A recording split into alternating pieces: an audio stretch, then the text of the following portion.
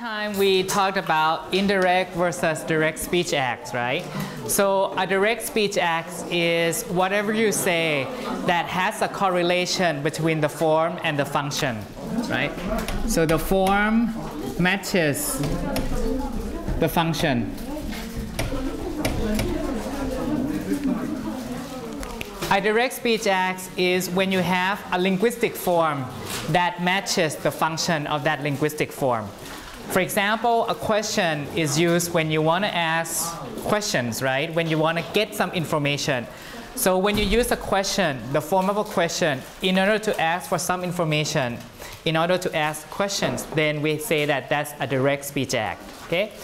But there are indirect speech acts when you use a linguistic form, but the function of that linguistic form doesn't match the form of that linguistic item. So, for example, you can use a question to issue a request, or you can use a question to issue a sarcastic remark. Like, remember the case of who cares? So in this case, the speaker doesn't want to ask about who exactly cares or who exactly doesn't care. But that's a sarcastic remark to say, I don't care, like that. So when the form and the function do not match, we say that there's the indirect speech act going on, okay? So that's what we talked about last time. And this indirect and direct speech act come back in the conversational maxims, okay? We also talked about last time conversational maxims. Typically, we say that people cooperate when they talk, okay, or when they write. So what do we mean by cooperative principle? So people usually give information to other people in a way that is useful and helpful for them, right, to continue their daily life.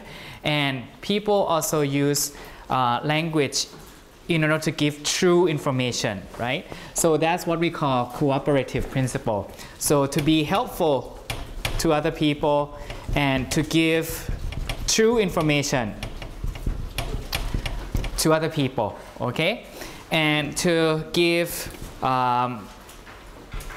what they ask for, what information they ask for, okay? So that's how to be cooperative in conversation.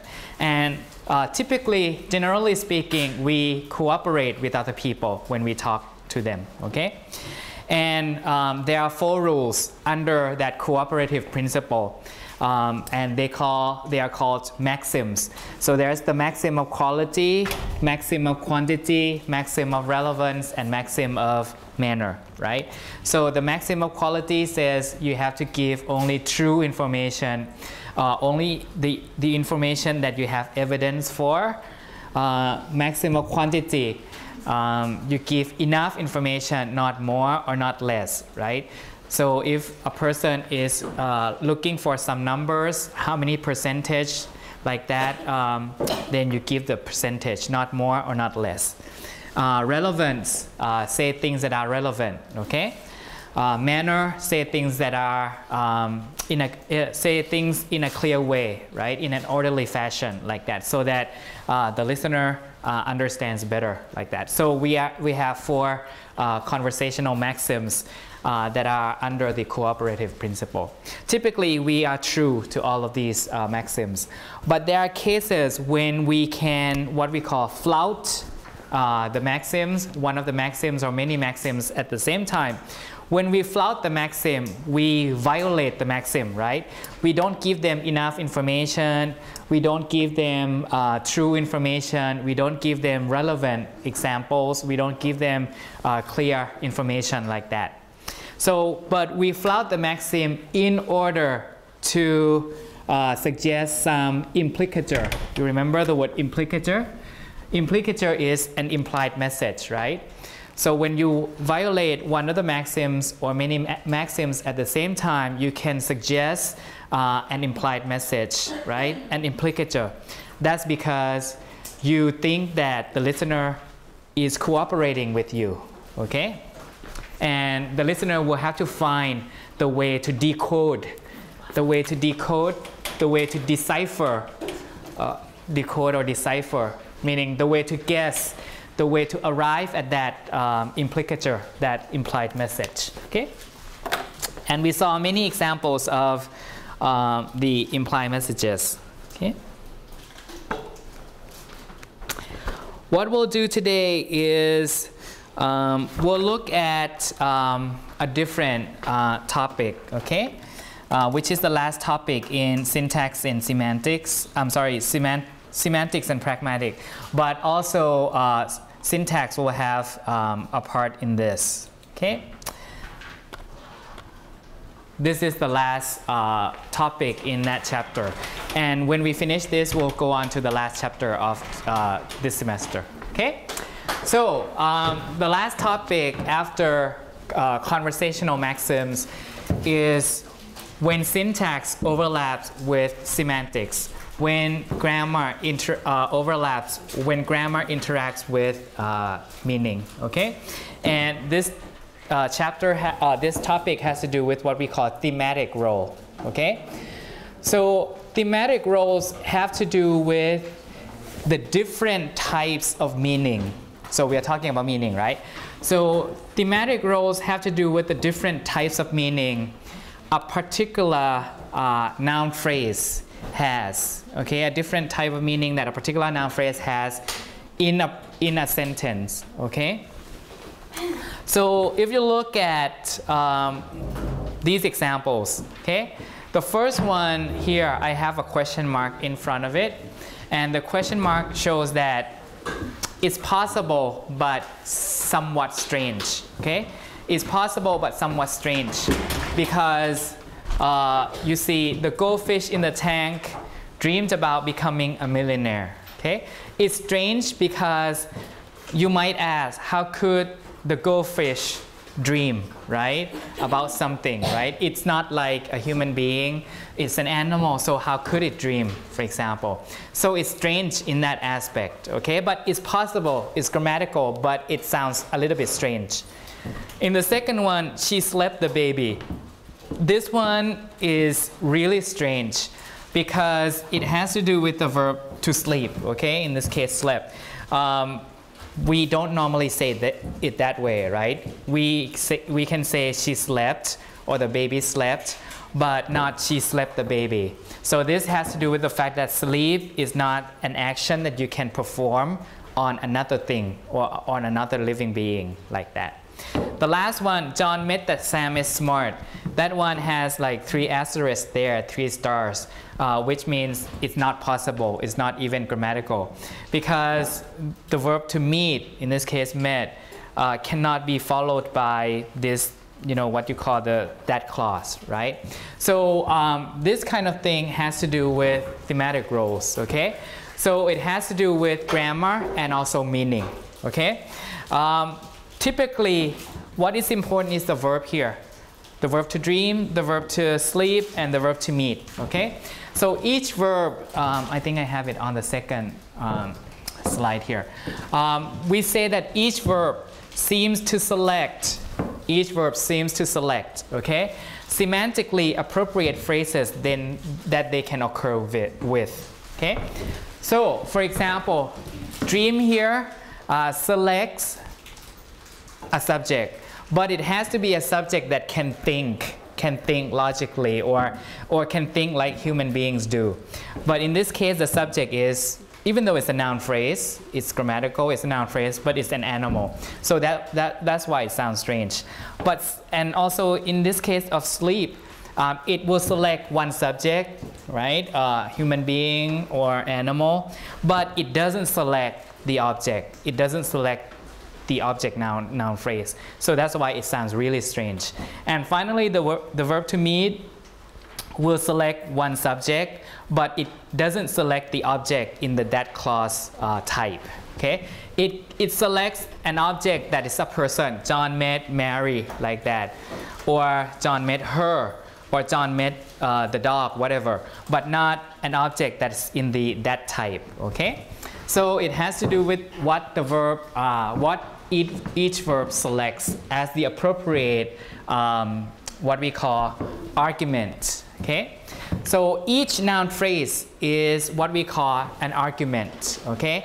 And each argument Argument here doesn't mean, to fight, but it means just a noun phrase, okay? So each argument, what is required, must have certain what we call thematic role that the verb selects, okay? So if the wrong thematic role is chosen, then the sentence will sound strange, okay? Just like the goldfish there. The goldfish cannot be the agent of dreaming or cannot be the experiencer of the dream. That's why it sounds strange, okay? So dream selects a subject that can be an experiencer, something that can experience the dream, okay? But in this case, the goldfish, because it's an animal, it cannot be an appropriate experiencer like that, okay? So we'll look at the different types of thematic roles here, okay? Some common thematic roles include what we call the agent, okay? The agent is what we call the initiator of the action, okay? So the agent is, an agent could be the subject or could be the object, doesn't matter, okay? Doesn't matter the grammatical function, which we are talking about the meaning, okay? The thematic role of the subject or of the object here. The agent is the initiator of the action, capable of volition, meaning it has will. It has volition, it has its own willingness to do something, okay? That puppy chewed up the shoe.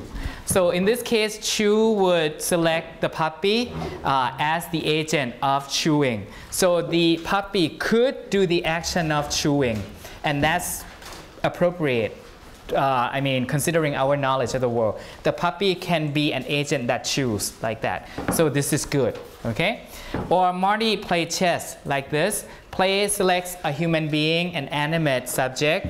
So this one looks like, this one sounds right, okay? So the agent is something that can initiate the action of the verb. So in both cases, the puppy and Marty could initiate the action of the verb to chew and of the verb to play. So they sound okay. Another thematic role is what we call the patient. Patient here is not a sick person, doesn't mean that. Patient here is the entity that undergoes the effect of some action or change.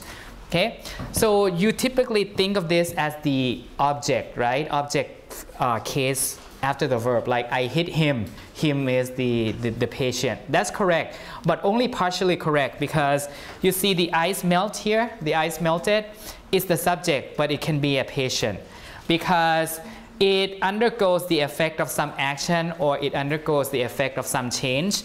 We don't care whether it's the subject or not, okay? We care only about what it does. It undergoes a change. The ice cannot melt on its own. Something must have acted on it, right? For example, the heat from the sun, whatever, the temperature surrounding that ice. So it undergoes some change. So we call it the patient, okay? The sun melts the ice here. Again, you see the agent, the sun, and the ice is the patient because it undergoes some change. Or Mary cooked the bacon. The bacon here undergoes some change as a result of cooking, so it's the patient. And Mary is, of course, the agent like that. So everything sounds okay. Cook will select an agent and the patient like that. We'll say it that way, okay? Another one which is to be distinguished from the patient is the theme. The theme is the entity moved by the action or whose location is described with no change of state. So contrast this with the patient, right? The patient entity undergoes some change, but this one is just a moving entity, but it doesn't change. Maybe the location changes, but itself doesn't change. The quality of it doesn't change. The horse is in the stable. The stable is like the place where you keep horses and kettles and stuff. So the horse here is the theme, okay? Because it's the location. Krista passed the ball to Junhee. The ball here is undergoing the change of location. So in this case, it's the patient it's the theme rather than the patient, okay? Or experiencer, this one has to do with feeling, thinking, and sensing, okay? Taeyeon felt blissful. So this is the person who experiences the feeling. So in this case, she is the experiencer. Okay? Typically, the experiencer is the subject of feel, see, think, believe, like that. The deer heard the hunter in the woods. This one is okay because the deer could be the experiencer of hearing, right? Beneficiary. Beneficiary is the next one. Beneficiary has to do with the argument that receives benefit from another agent.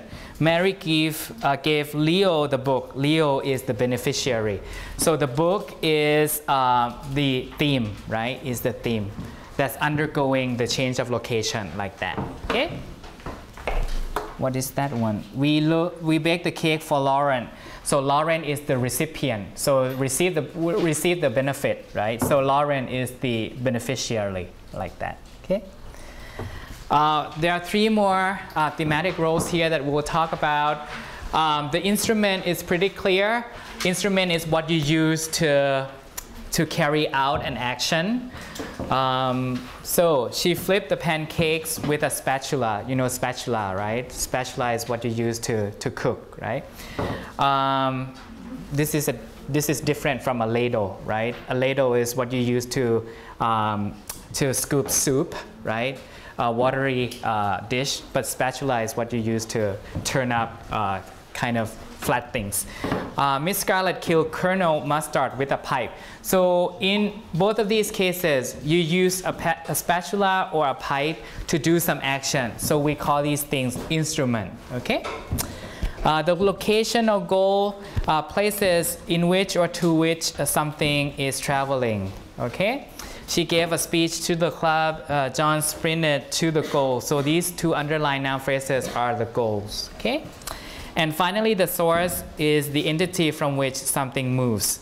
The water bubble from the spring. So this is the source of the coming of the water, okay? So there are maybe 3, 4, 6, 8 thematic roles that you should be able to recognize. And a sentence can sound strange when you write or when you hear people say. A sentence can sound strange not because it's not grammatically right, not because it's grammatically wrong, but because you don't have the appropriate thematic roles in specific places, okay? So, and it has to do with the verb. The verb will select some appropriate thematic roles argument, okay? So for the speech acts here, I have 5 examples. Can you tell me whether they are direct or indirect speech acts, okay? And tell me why you identify them as direct or indirect. So remember, a direct speech act is where you have the form mapping the function, right? So a question is to ask for some information like that, okay? So if the form matches the function, then it's a direct speech act. The first example, let's see. The first example goes, please read the assigned reading by Monday, okay? Please read the assigned reading by Monday. So what form is that? The form is an imperative, right? With read as the main verb, right? And you have the please as the kind of softener, right? To make it more polite. So in this case, the meaning is just please read the assigned reading by Monday, right? So the imperative form is used to initiate a request or a command. So in this case, you have a matching between the form and the function. So we say that it's a direct speech act, okay? So in most cases, the first one will be a direct speech act, okay? Because you have an imperative initiating the request. So that's a direct speech act.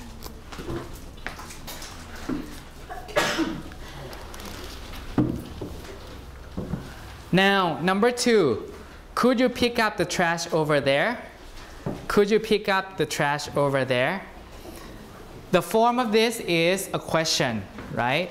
But do you think that the speaker wants to ask the question, right? Could you or could you not? and you just say yes I could, or yes I could, no I could not, and without doing anything, right? It's not expected like that, to be like that, right? So in this case, it's a question, but the speaker is not looking for an answer yes or no, but in fact he or she is requesting the listener to do that, right? To move the trash, to pick up the trash. So the form doesn't match the function. Okay, so it's an indirect speech act. Okay,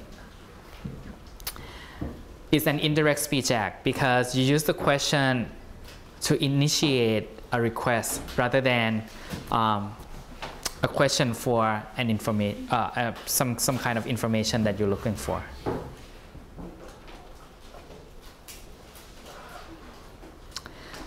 Number 3, did you see the movie last night? Did you see the movie last night? In this case, in most cases where this utterance is issued, we would say that it matches, right, the function. So perhaps the speaker just wants to know that the listener saw the movie the night before or not. So in most cases, this will be a direct speech act. Okay?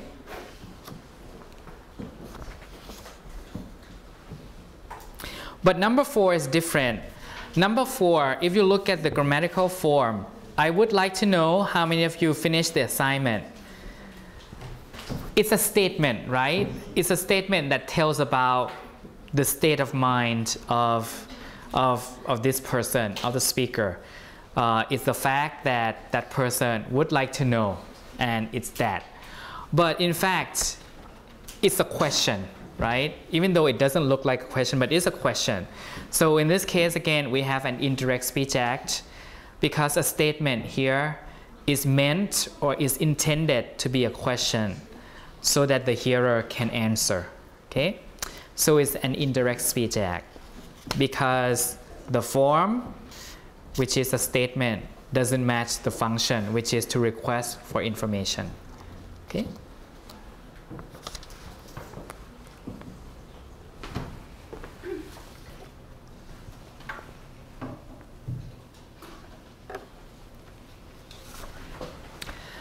The last one is your car is in the way.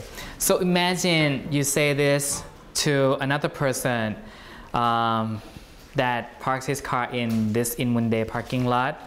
Your car is in the way. It's a statement, which is a fact. But when you utter this utterance, it's usually a request to move the car to that person without you having to say, please move your car for me, right? Or you can say, hey, you block me, right? You block me, your car blocked my way out, like that. So it's an indirect speech act, okay? Because it's a statement, but in fact it's a request to move the car, okay? So you can see that the speaker's intention is important here, okay? So unless you recognize speaker intention, then you're not gonna understand the real meaning of the sentence, right? So in this case, we say that the illocutionary, right? The illocutionary meaning is to move the car. Please move the car, okay? Whereas the locutionary meaning is just your car is in the way, okay? Now, let's move on to thematic roles, okay? I underline some arguments. We call these noun phrases arguments, okay? Because they are important you cannot go without them. So they are arguments.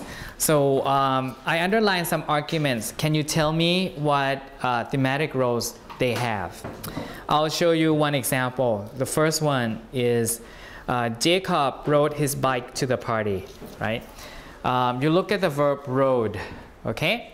The verb to ride, in this case, rode, it must have an agent, right? An agent that does that riding, right? So Jacob is the agent here, okay? And the bike is either the patient or the theme, right? So in this case, we'll say it's the theme because it moves from one place to another place, but it doesn't change its quality, right? It's not going from a bike to, you know, trash or anything, right? So it's a theme. So we'll call it a theme. And then to the party is a the destination. We call it the goal, right? The goal or the location, same thing.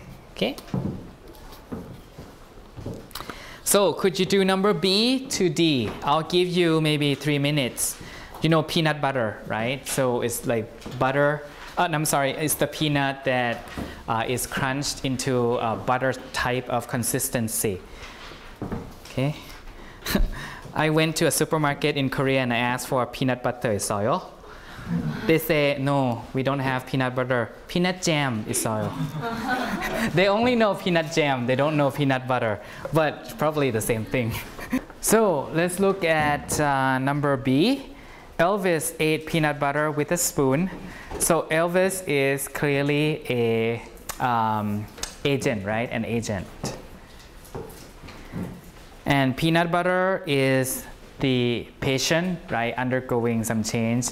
So probably after he ate the peanut butter, it doesn't look like peanut butter anymore, okay? And with a spoon is an instrument, right? So a spoon is an instrument, okay? So agent, patient, and instrument here. Number C, Bess gave the wait person a nice tip. Bess is, of course, the agent doing the action of giving. The wait person receives the tip, right? So he or she is a beneficiary. So agent, beneficiary, and a nice tip is theme, right? The theme. It moves from one to another, right? Without changing the quality. Number D, Ariadne saw the dog at the pond. Ariadne experiences that picture. So she is an experiencer, right? Typically the verb of sensing, thinking, or feeling, okay? Like in this case, seeing, right? The dog is the, perhaps, what should we characterize it as here? Nothing that looks okay, right? So we'll say just the theme. If you cannot categorize it into an obvious category, the theme or the patient will be one of the two that you would put everything in, okay? So the theme or the patient is what we call the default category, okay? So the theme indicates the location, right? Like the horse is in the stable. So we'll put it under the theme here, okay? At the pond here is also, where is it? The question could be the location or the goal here, or the source. Entity from which something moves, the water bubble from the spring, and is it the location or the goal here, right? So you can say it's perhaps better to categorize it under the location, okay? Rather than the source. Even though it can be argued that this is the source of the picture, something like that, okay? But location would work better, okay? So the last thing here before we move on to the next chapter is, could you think about different ways, different verbs, where you have the same subject being the child, okay? So in the first one, I give you the example there. The child saw the teacher leaving the building. So here, the child is the experiencer because it experiences that picture, right, of teacher leaving the building. So could you think of other sentences where the child is the agent? That one should be easy, right? Agent, you can choose any transitive verb, right? The child, where the child is the patient, right? So the child here has to undergo some sort of change, okay, as a result of something acting upon it. And finally, the child is the goal. Can you think about some examples that have these different thematic roles? So you have to select different verbs to have these roles fulfilled. Okay? So I'll walk around to see what examples you come up with, and I'll give you about perhaps 5 minutes. Okay? So in the case where it's an agent, that is easy, right? For example, the child broke the window like that, okay?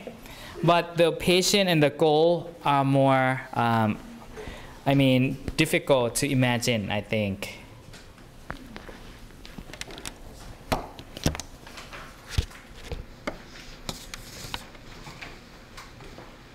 So what verb would put the child into the patient role? Undergoing some change as a result of something acting upon it. What verb would be appropriate here?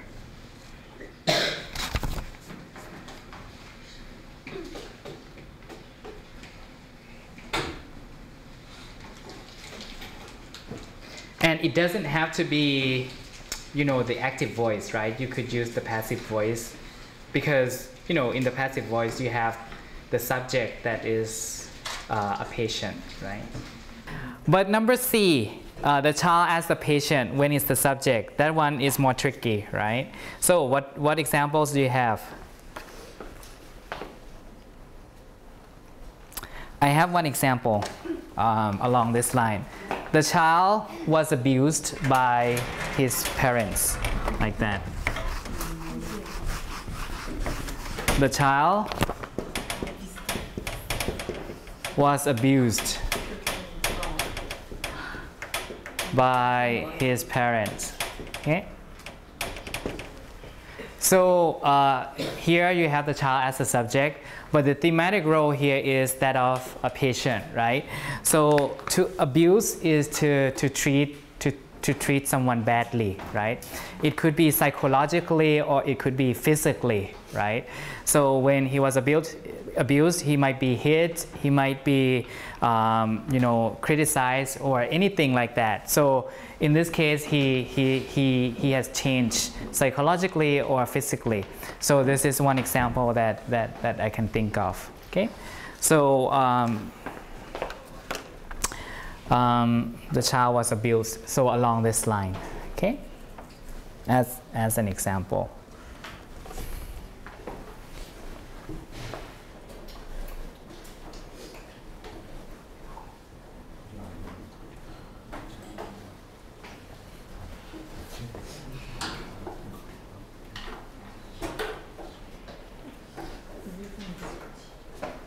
Or the child was murdered by whatever, right? Whatever. Well, you saw that in news, right? Sometimes we see that in news, right? So along those lines, okay?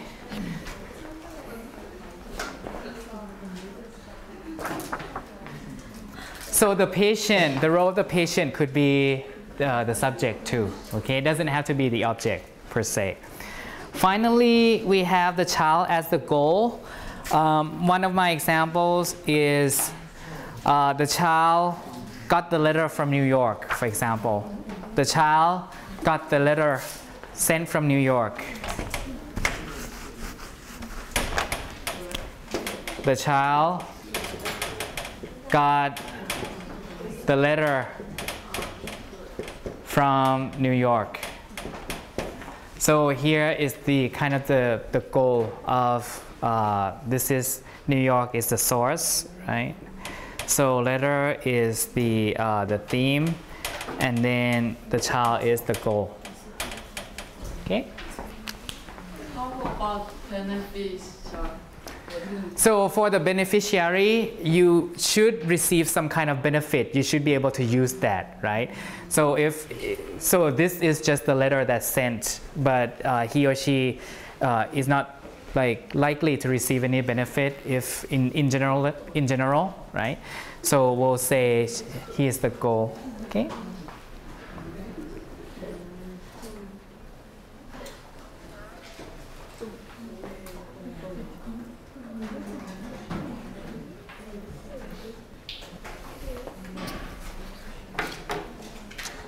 So far so good.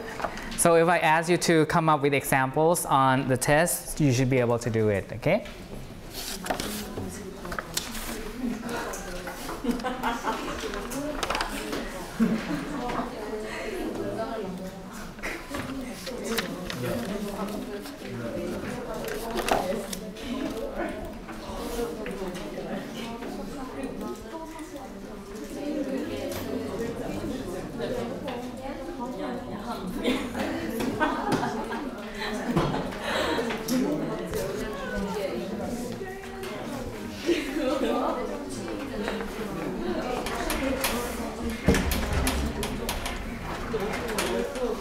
We have about 15 to 20 minutes left, so let's talk about the last chapter for this semester.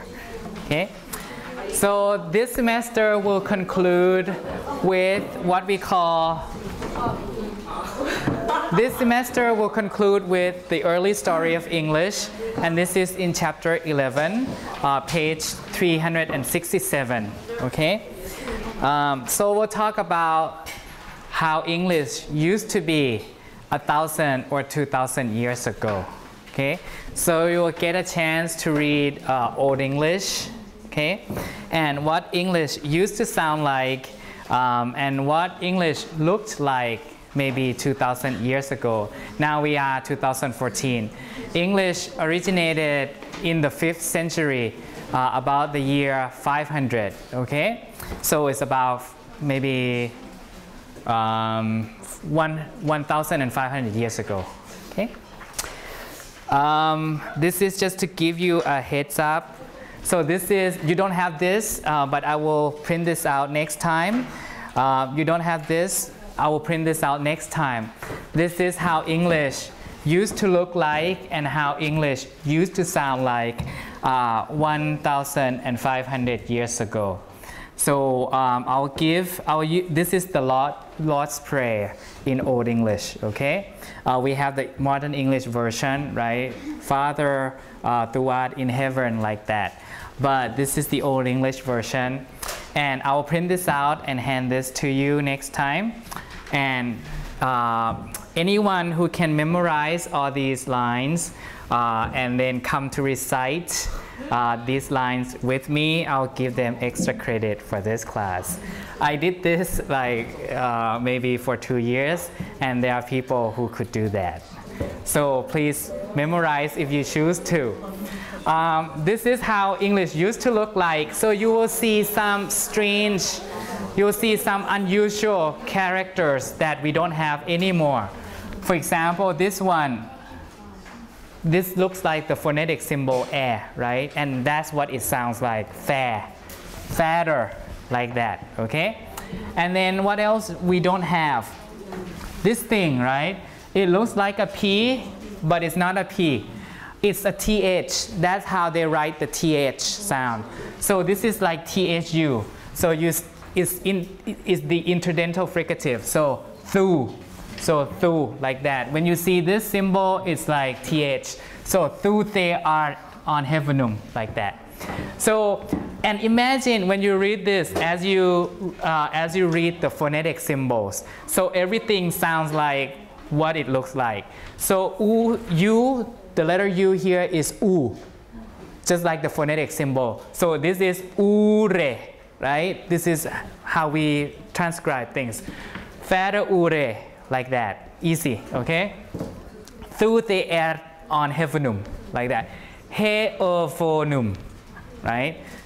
So when you see U, it always sounds U, just like the phonetic symbol, the IPA symbol. C, right? C, and then this is the TH. This is E, just like the phonetic symbol E. Si thin, right? Si thin nama, like that, right? Ge hal god. Sounds like what you would read the phonetic symbols. To be kume, like that. Be kume. C is a K. I'm sorry. That one is a little bit off. We don't use the C in our phonetic transcription, but to be kume. Thin riche, like that. Yewurte, this is the TH too. Thin villa, on ertan, swa, right? SWA, swa. It's like so, it's like the word so. So, on hevunum, like that. It's easy, okay? This one, if you read it as you read the phonetic symbols, it's gonna be urne, right? Urne, gedak, hwam likan, halaf, her, le, af, right? Halaf, sille, us, tuder, like that. Not difficult. And forgive, us, ure, giltas. Swa we forgive us, urum giltendum, right? And neyalatu us on cos nunge, ac alisus of ifale sotriche, right? Sotriche is like amen, like that. Amen, like that. Truly, sotriche. The C here is like th. I'm sorry, T hook. Like the CH, T hook, okay? So I think the ones that are problematic are this thing that looks like a P, which is a TH, and we have this as a TH sound. This is just like the phonetic symbol that we use. What else? C could be K, right? K. Just like modern English. Or if it's before a front vowel, like A here is a front vowel, it would be palatalized to CH. So you read this as sotrice, like that, okay? Just like the Italian sound of the C, Versace, like that, right? C here is a K because it's a back sound. So you have a K, which is a back sound too. It's before a back sound. What is another C? A here is a back vowel, so C here will be pronounced as a K, like that. Riche, this is a CH, okay, the T hook sound, because it's before a front vowel, so you have palatalization. So instead of Rike, not K, but Riche, like that, okay? So if you could memorize this and come to recite this thing with me, I'll give you extra credit for this class. So Father ure tu te art on hefnum, sitin nama ye halgot, like that, right? So this is what English used to look like and used to sound like. This is just the heads up for you, okay? I'll give this out next time.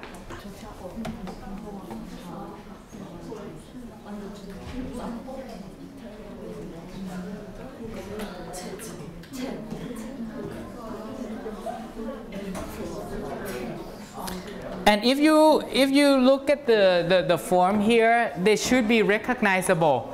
Like earthen is earth, right? The word is earth. It looks like and it sounds like earth, earthen, right? As on heavenum is heaven, like that, right? And une is our, right? Just like ure is our. Father is father, right? Our Father who is or who are on heaven, like that, right? That's recognizable. Halaf is the word loaf, loaf of bread, for example.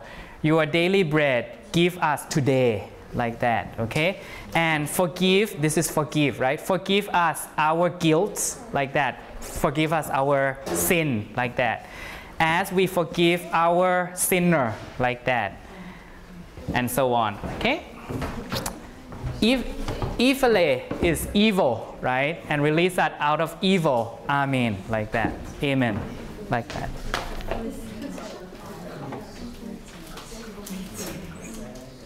Sotriche. Right? So before we get to that point, we'll cover all these topics here. What historical linguistics is, and we'll cover language families, we'll cover history of English, and type of language change here in this chapter. Okay? And for this chapter, we could call it historical linguistics. Okay? Historical linguistics is also called diachronic linguistics, meaning you don't study language at the present time, but you study language across time, right? Dia is across, right? Like diameter, for example. Dia is across, and chron is time, right? Chronology is time. So you study language across time periods, from the old days to the present days, like that. And what do we study? We study how language changes, right? And we have three main concerns when we study historical linguistics: to describe and account for changes in particular languages. So we will study how languages change, okay? How a particular language changes through time. And when we know the changes that happen, we can talk about the prehistory of languages, right? Because, you know, writing only originated about maybe 1,000 years ago, writing. Before that, people only spoke, right?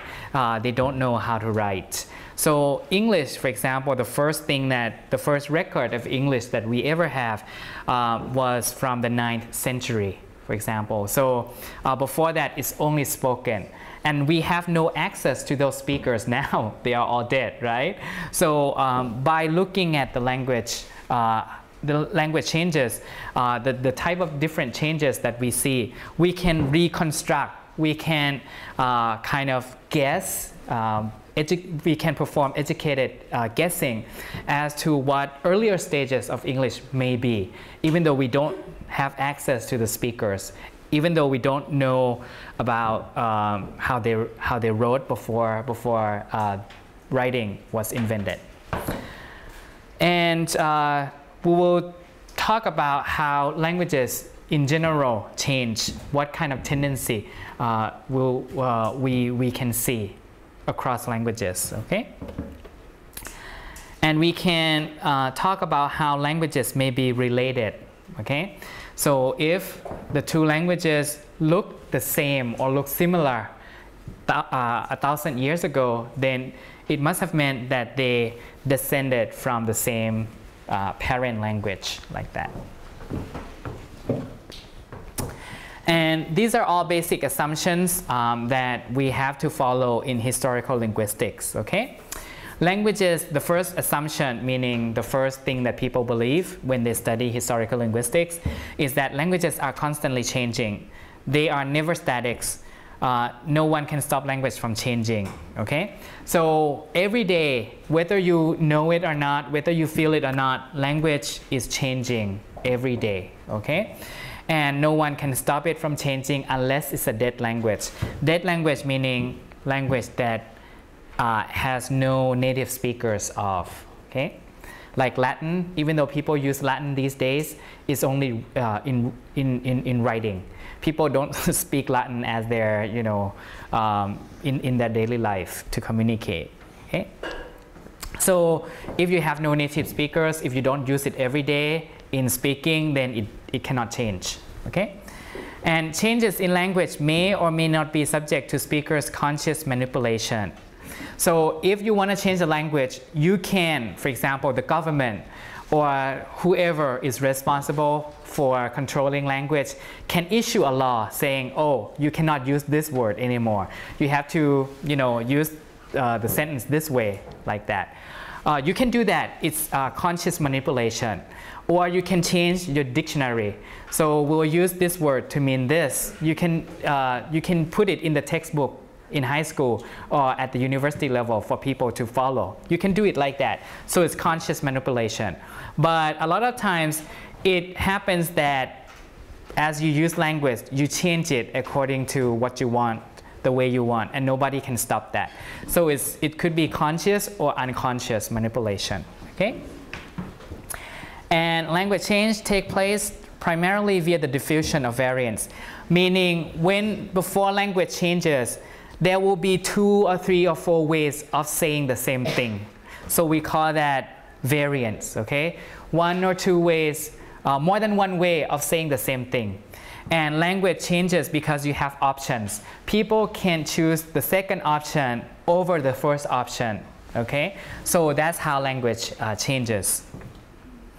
And changes in language do not happen overnight, but may take 100 years or so, okay? So it's not like, oh, tomorrow we have a new way of expressing the grammar of English or anything like that. But it usually happens over maybe 10, 20, 30 years or even 100 years.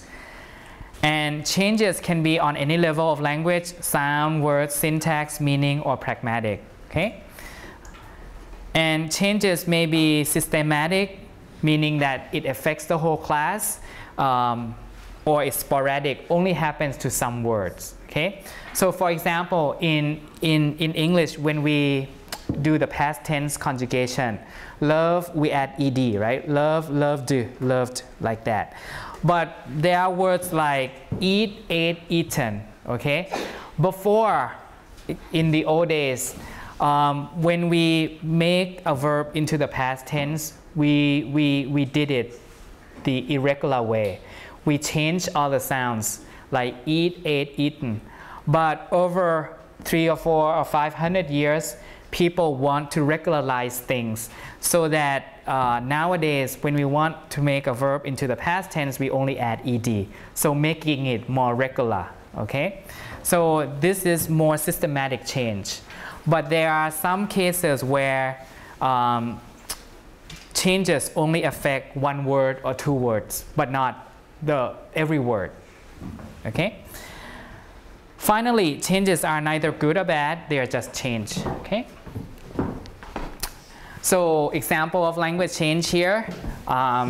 Again, language changes because you have more than 1 way of saying the same thing, more than 1 way of pronouncing the same word, more than 1 way of calling the same thing. So people can choose other ways instead of the first way. So, and change will spread that way. So in Korean, samchon as samchun. So there are 2 ways of saying the same word. So when you have options, people can choose whichever option, right? And whatever option gets chosen, then that one will become the right one later on, okay? The sentence final verb ending yo, pronounced with a schwa, transcribed as yo, like this. Or young Seoul dialect speaker tend to end a question with nya. I don't know if that's true or not. But this is another way of saying the same thing, using another form, using another sentence ending. So people may choose this over other options. And if you study like the history of Korean language, they say that the sentence ending yo, like moko yo, like that, used to be a female ending rather than a male ending. Male would say moksumnida or something like that. So yo has become both sex, both gendered endings nowadays, rather than just the female ending like before, like that. Or in English, you could have words like friendly here, which has become, I don't know, an adjective ending type of thing, where you can add,